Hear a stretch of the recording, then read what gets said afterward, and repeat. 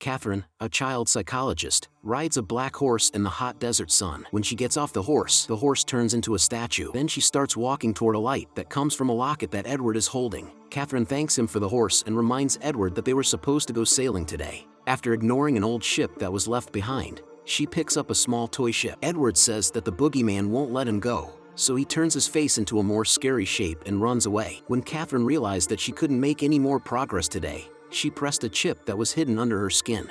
Suddenly, she found herself in a lab. Edward's mindscape was the desert, and Catherine has been using a special machine that doctors Henry and Miriam made that lets her get into the mind of a patient. Edward is in a coma, and the machine should help bring him back to consciousness. But so far, nothing has changed. After so many months of trying, Edward's parents are getting frustrated because they have no reason to believe the treatment has been anything but a hallucination. They are thinking about taking Edward to a regular hospital. This makes Catherine sad because she loves the boy very much. Moments later, Miriam tells Catherine that they've been able to get another 6 months to keep trying. This makes Catherine think about reversing the feed and bringing Edward into her own mind. But Miriam says it's too dangerous for both of them. Catherine tries to forget everything by taking it easy at home in the evening, but when she goes to sleep, she keeps having nightmares about Edward in his monster form. In the meantime, Carl and his dog drive to an empty building out in the country. Here, Carl keeps his latest victim in a water tank. All of the women he abducts die the same way. He puts them in the tank and slowly fills it with water until they drown. A camera records the whole thing. When he gets there, the girl is already dead. After controlling his body's dirty reaction to the sight, Carl drives the body back to his house, washes it well with bleach, and then uses it and the tapes of her death to satisfy his dirty needs. Later, the FBI finds the body under a bridge. They know right away that this is the 7th body left by the serial killer they have been looking for months. This woman, like the others, looks like a doll and has a special collar that the killer makes for them to make them feel like they belong to him. So far, the skid marks match the car that has been found. Peter, an FBI agent, is so interested in this case that he's been sleeping in the station as of late. When the forensic report comes out later, they find the usual clues, like a match for the criminal seed. But Peter gets excited when they finally find something new. A dog hair that has been identified as coming from an albino dog. Because there aren't many of them, it should be easy to find. Carl is following Julia, a beautiful woman who might be his next target, around downtown. He takes medicine to calm his body down whenever it starts to react to the sight. He waits until Julia is alone in the parking lot, then sends his dog to whine behind her car. Julia thinks she hit it by accident, so she goes outside to see if it's okay. Carl sneaks up behind Julia and takes her while she is watching the dog. As soon as the FBI finds out about the new disappearance, Peter puts as many men as he can on the job to question Ford dealers and dog breeders. Peter has noticed that the criminal is getting worse and that the victims are dying faster each time, so they may not have much time left. After that, Peter goes to see Julia's family, who give him a picture of her but don't know anything about possible stalkers. Suddenly, the agents get a very important phone call that changes everything. A sheriff in Woodcrest found a breeder who sold an albino dog 3 years ago. And when the sheriff looked at the buyer's driver's license, he saw that his car was the same model as the one they're looking for. Peter and his team go straight to Edison, where Carl has finally been found and a SWAT team has already surrounded his house, waiting for the right time to attack. Carl is taking a bath when all of a sudden, his body starts to have a seizure. The medicine bottle he left next to the tub is empty, so he has to leave the bathroom to get more. He doesn't make it in time, though, and when the FBI finally breaks into the house, Carl is already passed out on the floor. While the forensics team takes Carl away, Peter and his men search the house, but Julia isn't there. They do find the dog in the basement, along with the tapes and the bleach Carl uses to clean the bodies. A hoist with the logo of a company called Carver is also there. Julia wakes up in the empty tank back in the abandoned building, but no one can hear her scream. Later, a doctor tells the agents that Carl has Weyland's infraction, a form of schizophrenia that is very rare and very bad.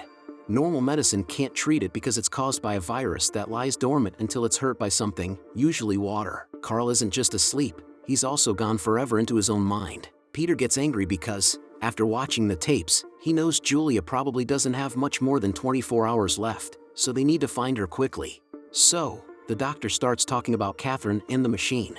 After Peter gets permission from the board of directors and Miriam and Henry, it's up to Catherine to decide if she wants to face the dangers she might find in Carl's mind. Catherine is hesitant because a person with schizophrenia can't tell the difference between fantasy and reality, and it can take months for a person with schizophrenia to trust her and let her in.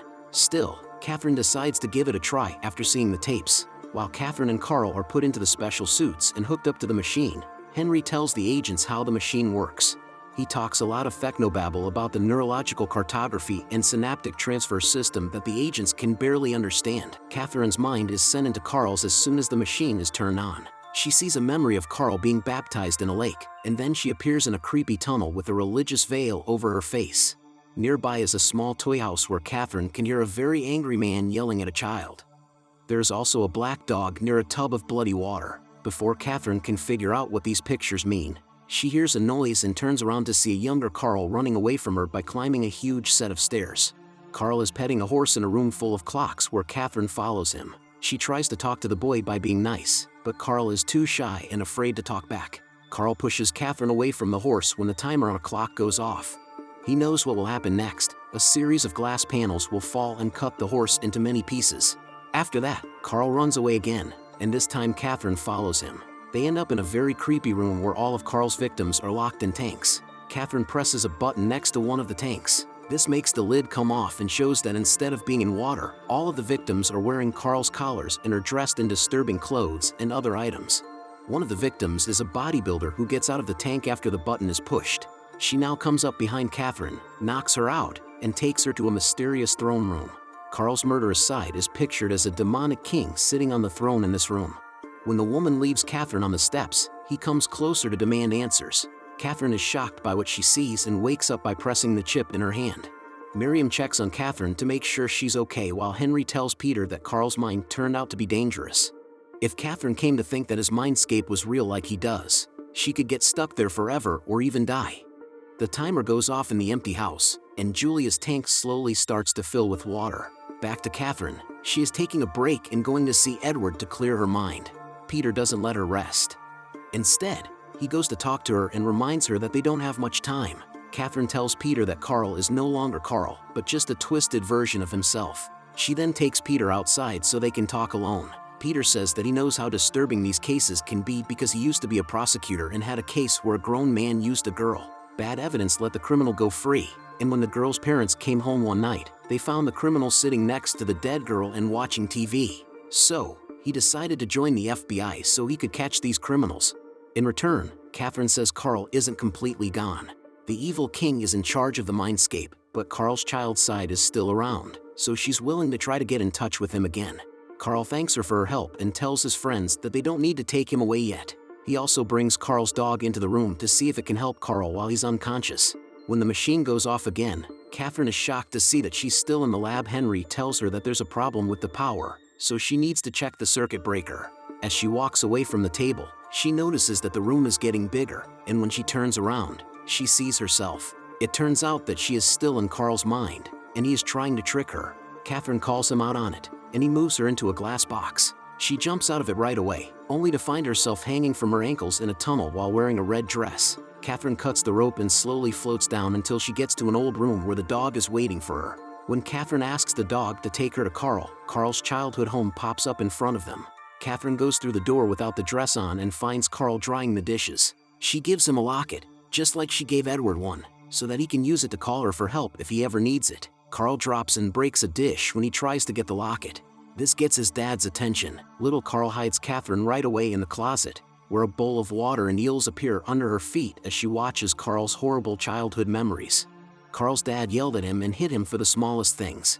He also lived with a woman who wasn't Carl's mother. The man always told Carl that his real mother didn't love him, which is why she left. He also pushed Carl against his current girlfriend's privates so Carl could see what a real woman was like. If Carl's dad caught him doing something he thought was girly, like playing with a doll, he would punish him with the worst things, like a hot iron.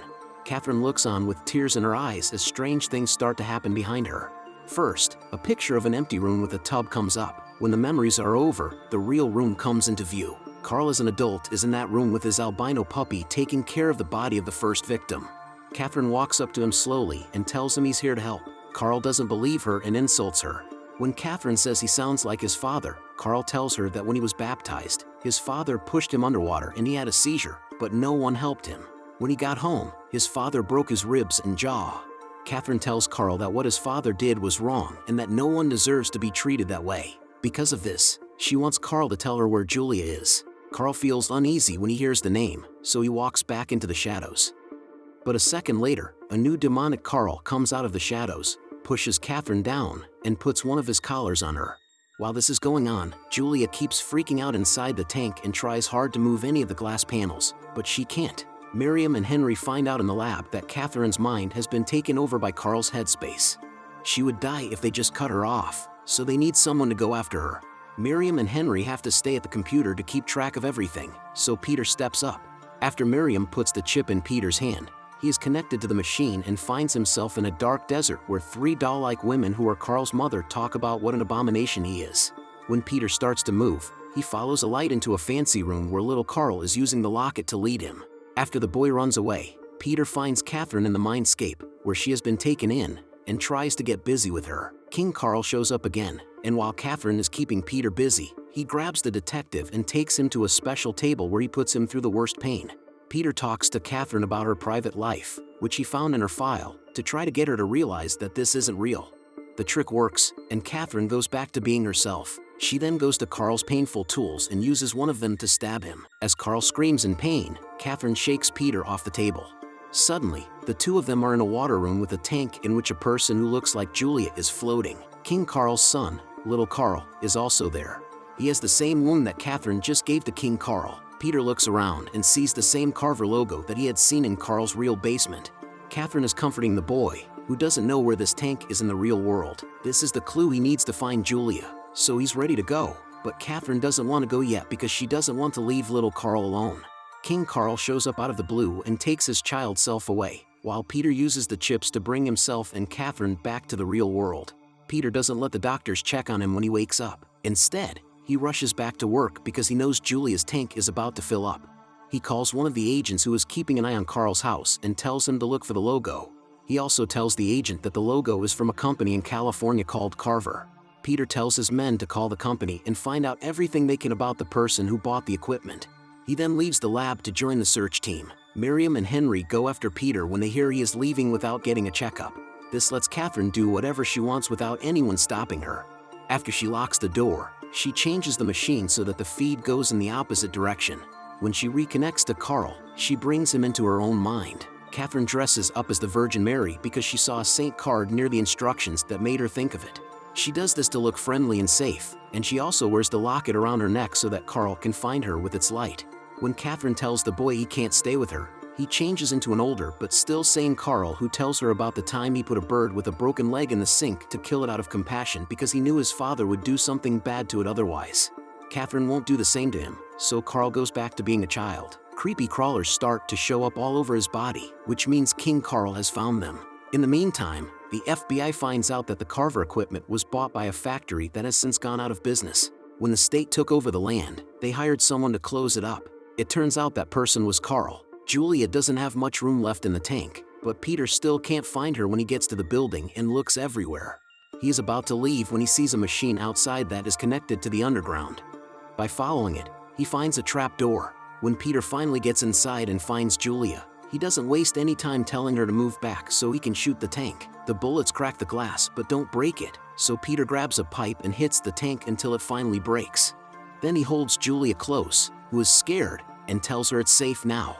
Back in Catherine's mindscape, she dresses like a warrior and fights Carl with arrows and well-placed blows, since this is her world and she is in charge. She kills King Carl with a sword, which hurts the boy as well, but King Carl is sure this isn't real and he can't be killed.